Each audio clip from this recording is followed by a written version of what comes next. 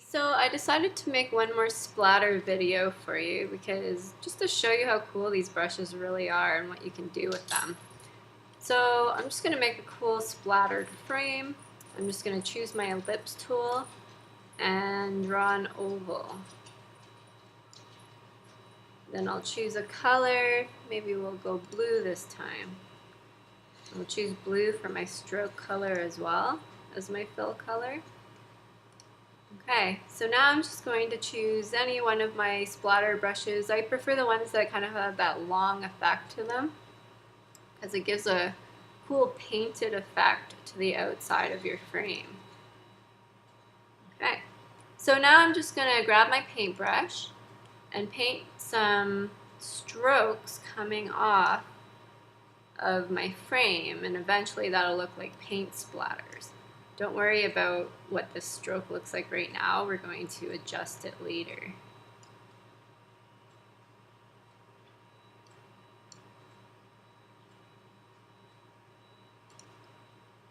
Okay, so select one of your strokes.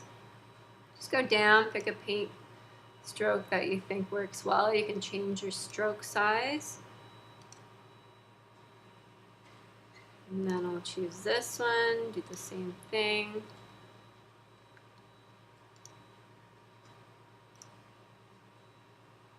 I don't know if I like that one. Something different. It's a nice thing about the brushes is you're not stuck with whatever you happen to have painted on a piece of paper. You can change it. Okay, so I think that looks kind of cool. It's like it's coming off of it there, so that's neat looking. I'll change this one. Yeah, I like that. Let's see if one stroke bigger makes it any better.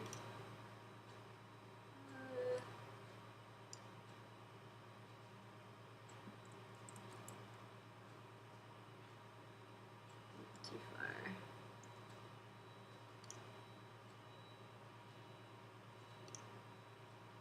Turning it a little bit if you're not happy with the direction.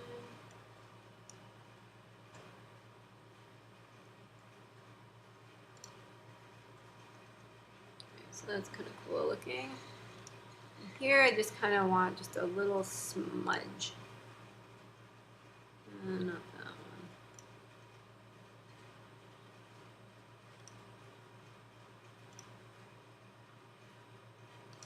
I'm going to turn that so it's going in the right direction.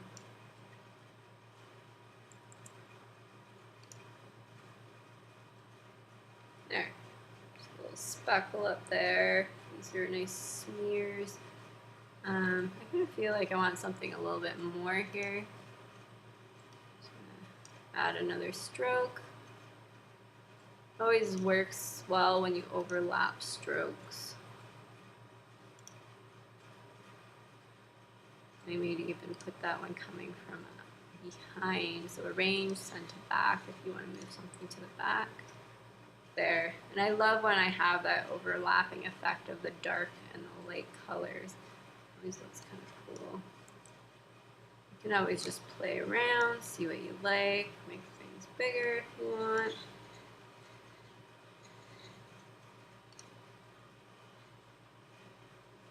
There.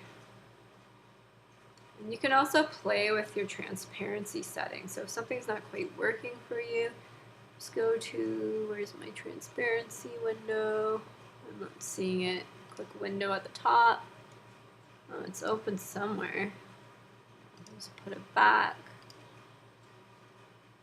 I'm really not seeing it. It's like stuck below. Oh yeah, it is. Okay, so I'm going to try another transparency setting. Okay, so multiply. That's what multiply looks like, and it does look like it's blended in.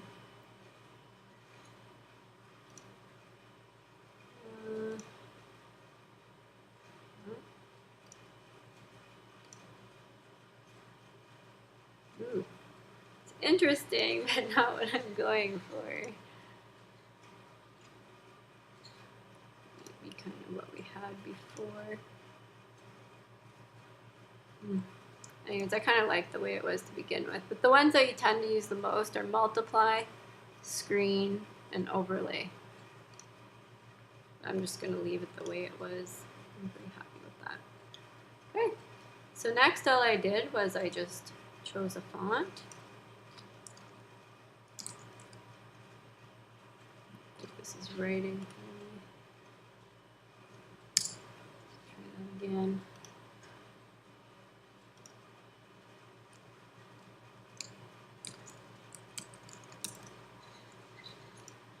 My selection tool. Hold the shift key to change the size proportionally. Just throw that on there, change my fill to white. Or you could do black if that's what you want, but I prefer white. And then again, I'm just going to take my paintbrush and add a few little splatter marks to my letters so that everything kind of meshes together.